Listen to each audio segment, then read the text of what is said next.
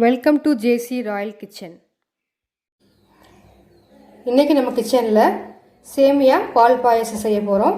அதுக்கு என்ன பொருட்கள் தேவைன்னு பார்த்தீங்கன்னா, ஒரு பவுலில் சேமியா எடுத்து வச்சுருக்கிறேன், 4 டேபிள் ஸ்பூன் சுகர் எடுத்துருக்கிறேன், 2 டேபிள் ஸ்பூன் மில்க் மெய்ட் எடுத்துருக்கிறேன். மில்க் மெய்ட் உங்களுக்கு இருந்தால் யூஸ் பண்ணிக்கோங்க, இல்லைன்னா அவசியம் இல்லை.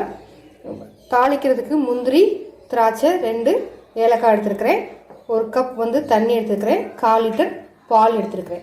இப்போ நம்ம எப்படி செய்யலாம்னு பார்க்குறதுக்கு முன்னாடி நம்ம சேனலை நீங்கள் ஃபஸ்ட் டைம் பார்க்குறீங்கன்னா மறக்காமல் சப்ஸ்கிரைப் பண்ணிக்கோங்க. இப்போ வாங்க வீடியோக்குள்ளே போகலாம். பாயாசம் செய்கிறதுக்கு நம்ம ஒரு பேனில் 2 டேபிள் ஸ்பூன் நெய் விட்டுக்கலாம். நெய் சூடானதும் நம்ம எடுத்து வச்சுருக்கிற முந்திரி திராட்சையை வறுத்து எடுத்துக்கலாம்.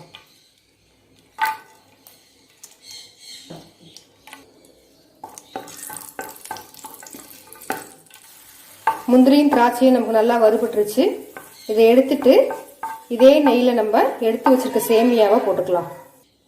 இப்போ சேமியாவை போட்டு கொஞ்சம் நம்ம வறுத்து எடுத்துக்கலாம். இப்போ நம்ம சேமியாவை நல்லா வறுத்தாச்சு. ஒரு பாத்திரத்தில் நம்ம எடுத்து வச்சுருக்க தண்ணியை சேர்த்துக்கலாம். இந்த தண்ணி நல்லா நமக்கு கொதிச்சு வரட்டும்.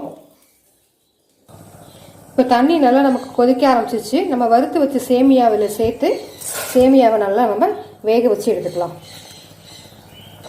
சேமியா வேகும் போதே நம்ம ஏலக்காயும் சேர்த்து வேக வச்சுக்கலாம். இப்போ சேமியா நல்லா வெந்துருச்சு. நம்ம எடுத்து வச்சுருக்க சுகரையும் மில்க் மேடையும் சேர்த்துக்கலாம். மில்க் மேட் சேர்த்திங்கன்னா உங்களுக்கு நல்ல ஒரு டேஸ்ட்டு கொடுக்கும். நீங்கள் இல்லைன்னா சுகரை ஆட் பண்ணிக்கோங்க. இப்போ சுகரையும் மில்க் மேடையும் சேர்த்து விட்டுக்கலாம். இதில் ஒரு பிஞ்ச் உப்பு சேர்த்துக்கலாம். நமக்கு சுகர் நமக்கு தூக்கி கொடுக்கும், அதுக்காக தான் ஒரு பிஞ்ச் உப்பு சேர்த்துருக்குறேன்.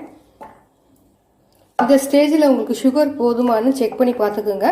உங்களுக்கு சுகர் பத்தலைன்னா உங்களுடைய இனிப்புக்கு தகுந்தவாறு நீங்கள் எவ்வளோ சுகர் வேணாலும் சேர்த்துக்கலாம். இப்போ எடுத்து வச்சுருக்க பாலையும் இதோட நம்ம சேர்த்து விட்டுடலாம். முந்திரி திராட்சையும் சேர்த்துக்கலாம்.